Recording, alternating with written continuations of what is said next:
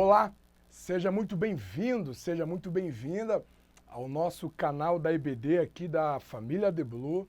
Esse é o tempo em que nós estaremos com você para lhe auxiliar, para cooperar, para que você venha ter uma aula dinâmica, uma aula proveitosa e de muitos bons resultados. Eu sou o professor Alessandro Aguiar, sou pastor aqui de Blumenau, Assembleia de Deus de Blumenau, e será um prazer poder lhe acompanhar nesse tempo. Esse aqui é o meu endereço de e-mail, o meu endereço de WhatsApp.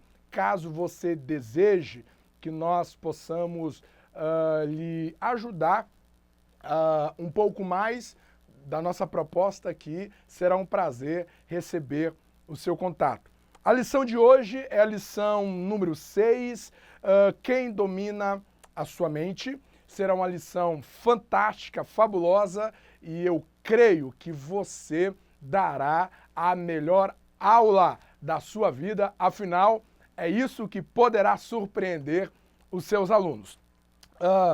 A maneira pela qual nós realizamos as nossas pré-aulas, ela compreende nesse roteiro. Geralmente nós sugerimos uma didática, a nossa sugestão didática, às vezes em todos os tópicos, às vezes não, mas é uma ideia para a qual você poderá utilizar como uma ferramenta para você dinamizar a sua aula, para iniciar um tópico ou até mesmo a lição. Na sequência, sempre nós desenvolvemos, melhor dizendo, um subsídio teológico. Aqui nós exploramos um pouco mais, acrescentamos um pouco mais a ideia bíblica do assunto. E por último, nós terminamos sempre a nossa aula dando uma indicação ao professor. Isso pode ser um livro ou isso pode ser uma maneira diferente de você terminar a sua aula. Vamos então à nossa pré-aula de hoje. Muito bem. A lição, ela tem quem domina a sua mente, e eu penso que um dos pontos de partida para você, professor, docente, é você entender, discernir, perceber as palavras-chave, a qual percorrerá toda a lição. Eu escolhi 4 palavras, claro que você pode escolher tantas outras, que são palavras que precisará fazer parte do seu discurso ao longo da sua aula. A palavra domínio, que tem tudo a ver com a guerra, com a batalha espiritual, é o tema da lição. Você deve sempre estar a destacar esse vocábulo. Relacionamento, porque a proposta de Paulo a Filipenses passa pela via do relacionamento, sentimento e mente de Cristo. Então, domínio, relacionamento, sentimento e mente de Cristo será então a estrada pela qual nós iremos caminhar ao longo da aula. Por isso, você precisa destacá-las sempre para que você tenha aí uma diretriz de pensamento, de lógica, de raciocínio, para que você possa então alcançar os objetivos da lição, ok? A minha sugestão de didática para a introdução é essa. Por que muitos cristãos têm medo de batalha espiritual? Por que muitos cristãos têm aversão a expulsar demônios? Aliás, há muitas histórias de pessoas que fugiram de reuniões quando alguém ficou possesso. A verdade é que muitas pessoas, elas querem ficar longe, né? Longe quando o assunto é batalha espiritual. Você pode fazer essa pergunta para a igreja, né? E esperar então as respostas, né? Uns outros falarão, destaca as respostas, né? Lembrando de que você está na introdução e a proposta da didática é você amarrar as pontas do raciocínio lógico de toda a lição, ok? Depois de algumas respostas e você valorizar todas elas, eu quero destacar essa resposta para que você já venha preparar o território para a lição. A minha resposta é que existe um entendimento equivocado em relação à batalha espiritual. Na mente de muita gente, a igreja está sendo encurralada pelo príncipe deste mundo, pelo Deus deste mundo. Na mente de muita gente, a igreja está em um canto e o diabo está a todo vapor nos intimidando. Não, não. Eu deixei essa imagem, você poderá utilizá-la, né? Você precisa passar para a igreja que, diante desse cenário, daquela luta épica de Davi e Golias, você pode perguntar para a igreja, qual dos dois aqui estava em desvantagem? E então, alguns vão dizer, claro que era Davi, mas é aqui que você precisará amarrar uma resposta firme. Pois bem, aos olhos humanos, parece que quem estava em desvantagem era Davi, mas não. Quem estava em desvantagem nessa batalha era Golias. Então, é preciso inculcar na igreja que quem está em desvantagem nessa batalha espiritual não é a igreja. Afinal, a igreja é luz. E se você compara luz e trevas, nesse embate, nunca as trevas vão prevalecer contra a luz. Então, se você prestar atenção, por exemplo, em Efésios capítulo 6, o capítulo da armadura de Deus, você perceberá de que os itens daquela armadura, na sua maioria, é de defesa. Porque, na verdade, quem está no lugar errado não somos nós. Quem está no lugar errado é o nosso inimigo. É por isso que Tiago diz que resistiu o diabo e ele fugirá de vós. Então a resposta seria, por que muitas pessoas têm aversão às batalhas espirituais? É porque lhes falta entendimento. A ignorância a respeito de princípios bíblicos, de realidades espirituais, faz com que as pessoas encaram essas experiências como se elas estivessem em desvantagem. Uma segunda pergunta, ainda na introdução, que vai te proporcionar a abertura do caminho para a lição, é essa. Qual o campo mais estratégico a ser atacado nessa batalha? A questão é você perguntar para os alunos, ou seleciona, agora eu quero perguntar só para os irmãos. Aquela primeira pergunta você pode perguntar só para as irmãs. Agora, só para os irmãos, nessa batalha espiritual, qual é o campo que o diabo mais ataca? Aí você dá assim, por exemplo, é a família? Puxa nessa linha, porque, claro, muita gente vai estar atento à lição. Então, puxa, é a família? Ou você começa, é a vida financeira? Enfim, aí você deixa eles participarem. Qual é o campo de mais ataque que o diabo prioriza quando ele está batalhando contra nós? É a nossa vida de oração, é a nossa vida de jejum, de dedicação. Qual é o campo que o diabo mais nos ataca nesse enfrentamento espiritual? Ouve as respostas, valoriza todas elas, mas você deve terminar aqui. O campo que o diabo tem como prioridade é a nossa mente. Então aqui, nessas duas dinâmicas, você tem uma só resposta.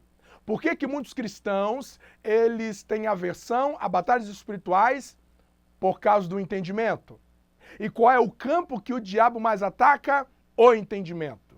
Aqui você deverá convencer os seus alunos da profunda importância, de nós entendermos o peso, a seriedade da nossa mente. A religiosidade, ela empenha em valorizar a estética, a aparência, o que os olhos veem. Mas a salvação não veio para mudar os nossos comportamentos. A salvação veio para mudar prioritariamente a nossa mente. Ok? Essa é uma introdução que você já introduziu a ideia central dessa aula. Mente, batalha espiritual. Se a mente é a estratégia de Satanás para tomar, é a base que o diabo quer tomar nessa batalha, isso quer dizer que ela também se torna a maior arma contra Satanás. Então percebe que a tônica da lição é você convencer os seus alunos para eles olharem com mais atenção a mente, ok? O tópico primeiro vai falar sobre a epístola aos Filipenses, ok? É uma introdução à carta. Eu penso que você deve ser bastante objetivo. Seja objetivo, destaca algumas peculiaridades dessa carta. Por exemplo, a única carta que Paulo escreve, aliás, você pode fazer isso como uma pergunta, tá? Sempre você envolvendo seus alunos. Lembre-se que você precisa ser um docente, que você não é o que fala e os seus alunos apenas ouvem. O tempo todo você precisa estar provocando eles, nem que seja diretamente ou indiretamente com algumas provocações de entendimento, ok? Por exemplo, ao você ir para o primeiro tópico, você pode perguntar a eles qual seria o grande diferencial entre Filipenses e as demais cartas de Paulo. Ok? Se ninguém responder, então você já vem com a resposta. Um dos diferenciais da carta de Filipenses de Paulo é de que Filipenses é a única carta pela qual Paulo ele não defende o seu apostolado. Uau! Ó, que interessante! Todas as cartas Paulo fala, Paulo, servo do Senhor, apóstolo do Senhor, da parte de Deus. Mas em Filipenses, você não vê ele defendendo a sua identidade apostólica. Aí você pergunta, por que isso? Aí vem uma resposta magistral. Porque Filipenses é uma carta para amigos. Ninguém na igreja de Filipenses tinha dúvida de quem era Paulo. Você não precisa provar nada para amigos, porque amigos sabem quem você é. Então, Filipenses é uma carta do coração de Paulo para uma comunidade que ele amou muito, que amava muito, ok? Dê algumas notas a respeito de que Filipenses não é uma carta doutrinária como Colossenses, como Gálatas, aonde que Paulo ministra uma doutrina para corrigir heresias. Paulo fala de algumas doutrinas, principalmente cristocêntrica, mas para prevenir, ok? É uma carta que fala sobre relacionamento,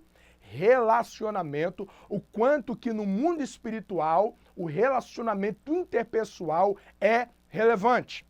Quando eu vou nutrindo uma certa desconformidade, ressentimento, amargura nos meus relacionamentos interpessoais, eu começo a padecer no mundo espiritual.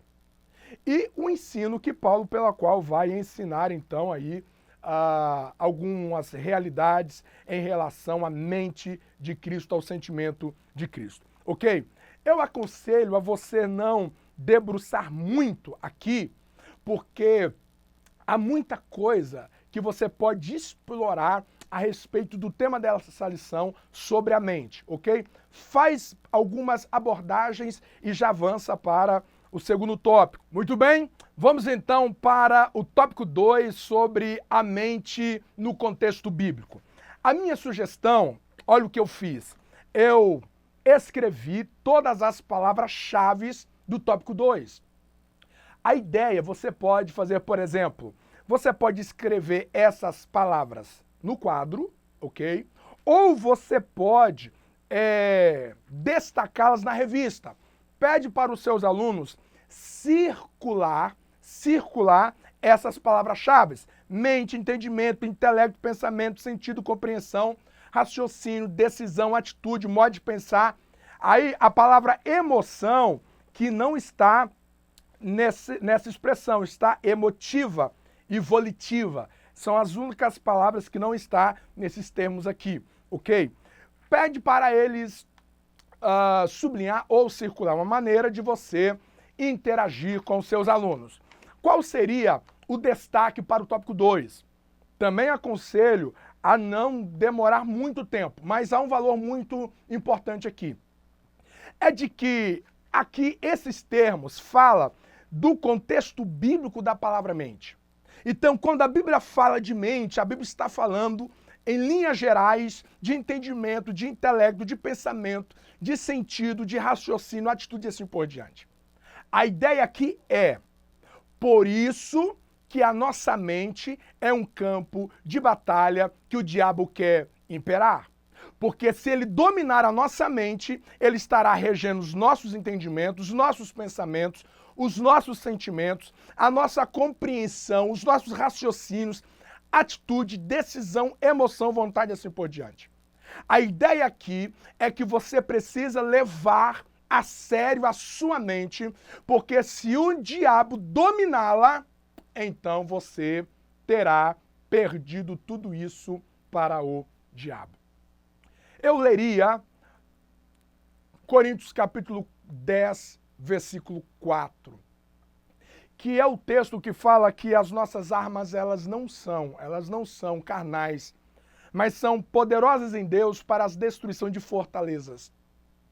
A palavra fortalezas ali, e aqui a ideia desse texto, é você interagir com os seus alunos de que nessa batalha espiritual, o nosso maior desafio não é com demônios. A nossa maior batalha espiritual que está sendo travada não são com possessões, com legiões, com principados e hostes infernais. Nessa batalha espiritual, a nossa maior guerra é na mente. Por quê? Paulo vai falar aqui, 10:4, de que as fortalezas, elas são instaladas na mente. São maneiras de pensar que são comparadas a fortalezas estabelecidas em nossa mente. Você se lembra que quando o homem peca, a maior consequência do pecado foi a deformação do entendimento. Então, quando nós nascemos de novo, a obra da salvação é exatamente renovar a nossa mente. É uma nova maneira de pensar, é uma nova maneira de entender a vida, de raciocinar, de compreender, de ter atitude, um novo modo de se emocionar, de ter vontade. É por isso que Paulo diz em Romanos 12:2, de que se não houver a renovação da mente, você não pode experimentar a vontade de Deus. Aqui você deve destacar de que os cristãos não devem temer demônios. Os cristãos precisam levar a sério a sua mente. Os cristãos precisam levar a sério que tipo de pensamento que estão sendo nutridos em suas mentes. Porque é muita gente que não está caindo endemoniadas, mas o diabo está reinando em pensamentos de adultério, em pensamentos de invejas, em pensamentos de revolta e assim por diante.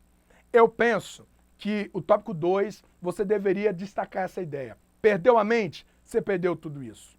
A importância disso na nossa existência e o que o diabo quer tomar, ok?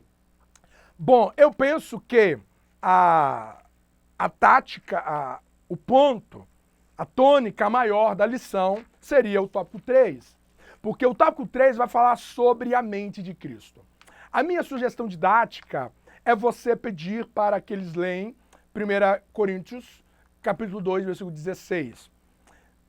Faça com que eles destacam a última parte do versículo e perguntem a eles qual é a grande pérola do texto. Qual é a grande pérola do texto? E eles vão ler e eles vão participar. Não, a grande lição desse texto aqui é que nós temos a mente de Cristo. Aí você disse, ok, muito bem.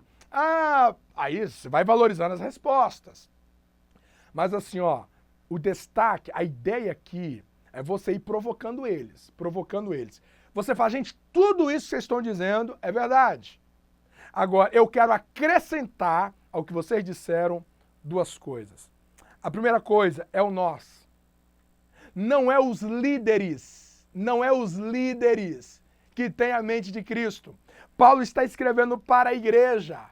Não é para um líder, um Timóteo, um Tito, é para a igreja. Então a mente de Cristo não é algo exclusivo de liderança, de pregadores que pregam super bem. Quando Paulo fala nós, Está falando que todos têm a mente de Cristo. A segunda pérola aqui que você deseja acrescentar as respostas, e se eles responderem, você já destaca, é de que não está no futuro e não está no presente, está no passado. A mente de Cristo está em todos. Nós já recebemos a mente de Cristo. Você não precisa orar para receber a mente de Cristo. Você não precisa jejuar para você receber a mente de Cristo.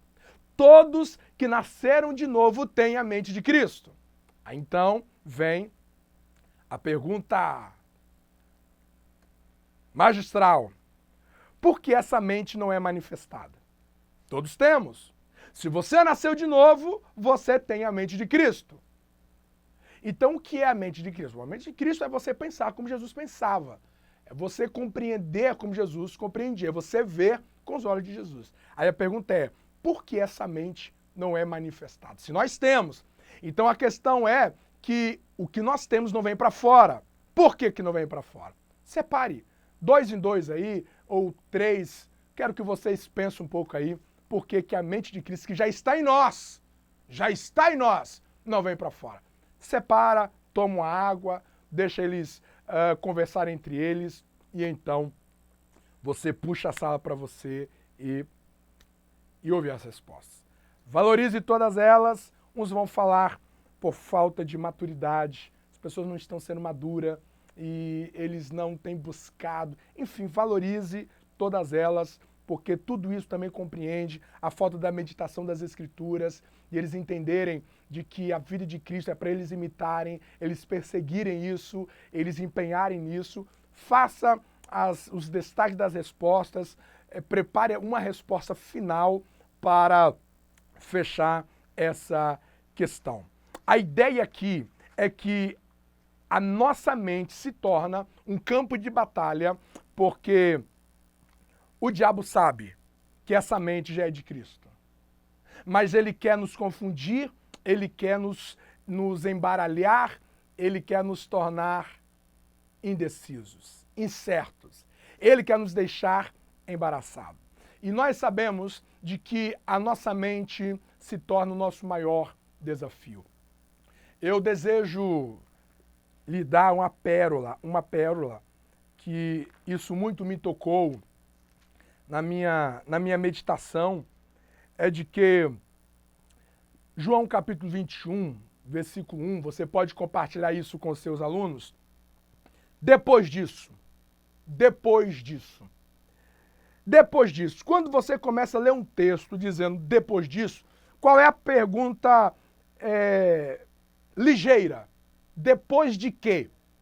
Você vai perceber que foi depois que Jesus apresentou aos discípulos que estavam trancados em uma sala e eles viram Jesus. Jesus disse, Pai, seja convosco, eu vos envio como o Pai me enviou. E Jesus dá todo um sermão. 8 dias depois, Jesus volta lá. Agora, quando Tomé diz, Tomé, toca aqui, Jesus conversa com eles viram ele. O que você espera depois de 2 aparições de Jesus para o mesmo povo? Eles estão certos que Jesus ressuscitou. Eles receberam uma missão. Jesus assoprou sobre eles. O que é de se esperar? Que eles iriam obedecer. Que eles iriam para Jerusalém aguardar a promessa. Mas aí vem o texto. Depois disso, o que eles fizeram? Foram pescar. E esse texto nos revela uma verdade muito magistral. Depois dessas experiências fabulosas, eles ainda não haviam mudado totalmente o entendimento. E aqui a lição é, a mudança de entendimento é um processo. É por isso que você precisa levar a sério a sua mente em Cristo. A sua oração é, Jesus, a tua mente já está em mim. Eu preciso que essa mente flua. Eu preciso que esse modo de pensar reina em mim. E aqui está a tônica de Filipenses, porque ele vai dizer de que você deve nutrir essa mente, você deve encher essa mente do sentimento de Cristo, você deve nutrir essa mente da alegria, da gratidão e da paz. A alegria da salvação. a gratidão do que Deus fez em ti, a paz porque você está reconciliado com Deus, você não é mais inimigo de Deus. Então a tônica da lição é que a mente de Cristo te levará a viver uma alegria da salvação, levará você a viver uma gratidão com a vida, de você viver uma paz de intimidade com Deus. A mente de Cristo te levará a você viver um estilo de vida correspondente à mente de Cristo. O mesmo sentimento que havia em Cristo Jesus deverá estar na sua mente, nos teus sentidos, na sua compreensão de vida. A ideia aqui é que você precisa dizer aos seus alunos de que o maior desafio para esses pais não é pagar as melhores faculdades aos seus filhos, não é dar as melhores roupas aos seus filhos. O maior desafio desses pais é mostrar aos seus filhos que nele já está a mente de Cristo e que eles precisam se render a essa mente. Eles precisam renunciar a um modo de pensar segundo os padrões do mundo e pensar segundo Cristo. A ideia é você dizer aos seus alunos que diante de um enfrentamento interpessoal, diante de um conflito interpessoal, você não pode fazer uma leitura a partir da sua raiva, do seu descontentamento. Você precisa fazer uma leitura a partir da mente de Cristo. Você precisa dedicar tempo aqui. Quem está dominando a sua mente? São os pensamentos mundanos? São os WhatsApps? São os Facebooks? Os Instagram? O que tem dominado você? Ao longo do seu dia, o que você tem pensado? Então, assim, enfatiza sobre isso, destaca sobre isso, ok? A indicação ao professor, já pensando numa conclusão, terminar de maneira assim bem diferente, tá? Essa é um término que, se você tiver acesso a data show, melhor ainda, melhor ainda. Por quê? Porque a ideia é você terminar com um vídeo. Termina com um vídeo. Um vídeo que vai estar no site, tá? Vai estar ali na página da nossa EBD. Você clica lá, você pode baixar esses slides, estará disponível. Você pode baixar o vídeo para passar lá. É um vídeo de 1 minuto e 6 segundos. Então é muito pequeno.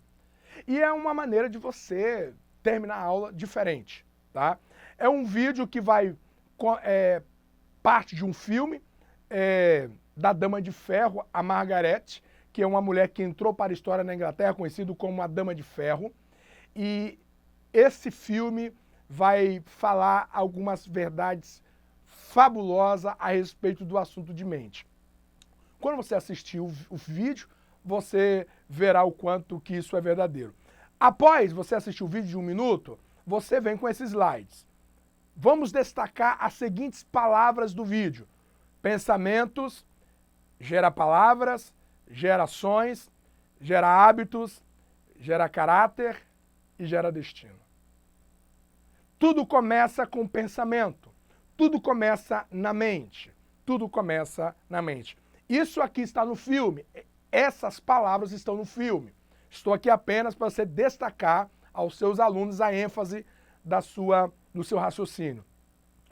Joga essa imagem lá na parede, no data show, no material, pergunta o que é, eles vão lá interagir e você vai dizer, pois bem, vamos fazer uma metáfora a partir desse objeto.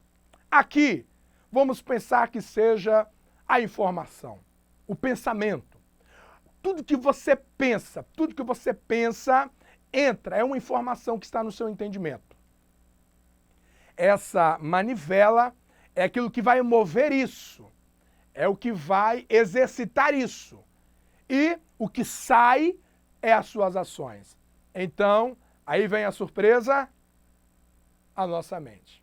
O que você concebe na informação é o que você vai ser convicto disso e é o que vai sair da sua boca. Aqui você deve levar a classe em uma profunda reflexão. Que tipo de informação que está sendo gerado na sua mente? Qual é as convicções que você está exercitando isso?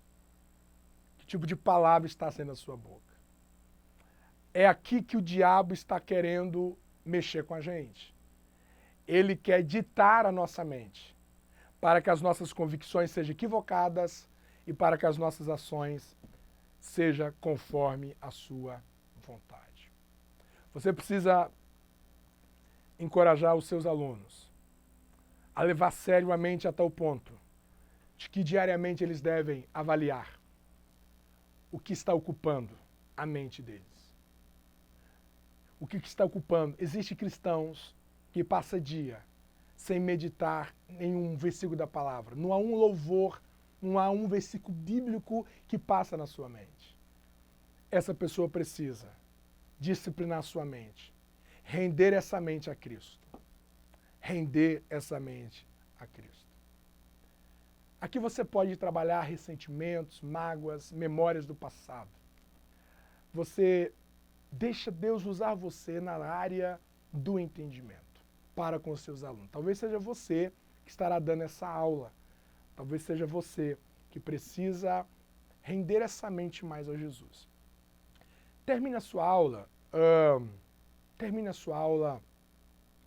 com essa pergunta: quem está dominando a sua mente? É a mídia? É o YouTube?